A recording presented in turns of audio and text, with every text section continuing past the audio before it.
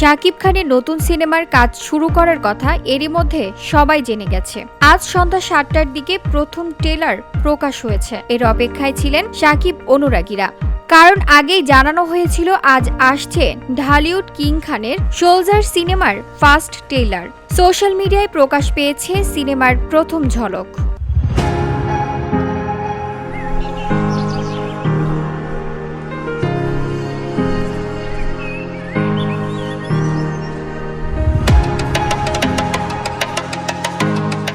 মাত্র ৩৪ সেকেন্ডের সময়সীমার ট্রেলারে শুরুতেই দেখানো হয় বাংলাদেশের দুর্নীতি সিন্ডিকেটের ভয়াবহতার আভাস। পাশাপাশি ভেসে ওঠে জাতীয় পতাকা, সঙ্গে দেশের পরিচিতমূলক কিছু স্থাপনা। অন্যদিকে পরিষদের বার্তা দেওয়া হয়। এসব দেখে মনে হচ্ছে সিনেমাটিতে শাকিব খান একজন খাঁটি দেশপ্রেমিক হিসেবে দুর্নীতির বিরুদ্ধে যুদ্ধে নামবেন।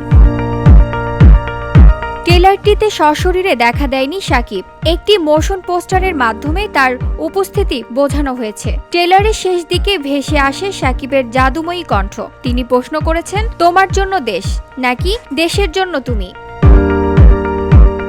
ট্রেলার প্রকাশের সঙ্গে সঙ্গে প্রযোজনা সংস্থা সান মিউজিক অ্যান্ড মেশন পিকচার্স ফেসবুক পেজে শাকিবের অনুরাগীরা বিভিন্ন ধরনের মন্তব্য করেছেন।